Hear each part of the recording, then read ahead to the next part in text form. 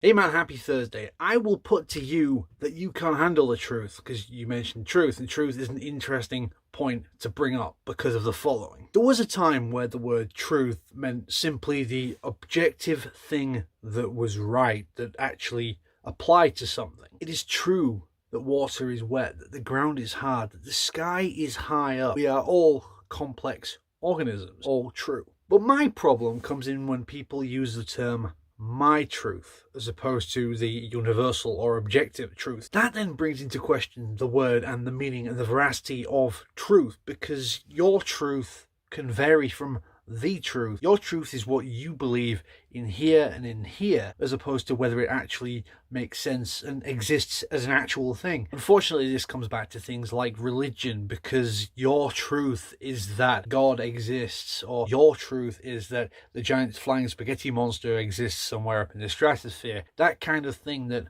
it's your truth, it's not the universal truth, but it could be. So it comes back to subjective versus objective. You would think that truth is objective, but actually your truth is subjective, not necessarily the truth, but something that, while it does apply to you in your own head and probably feels right, doesn't necessarily make it right. Don't even know where I'm going with this, but the whole concept of my truth as opposed to the actual truth really annoys me, and I'm not sure why. And of course, it could work the other way. What I think is universal, constant truth may actually be truth to me, but not actually the truth. That's the argument you could use when I say something. Such a hard topic to even discuss without talking about theology and pragmatism and several other isms and ologies. So of course, even the most simple thing, objective, becomes subjective, and the whole thing spirals out of control. Yeah, that's what these videos are about discussion. But I think there's some things that I don't think, even between this medium, between you and myself, I don't think we could adequately do justice to an argument of that magnitude based on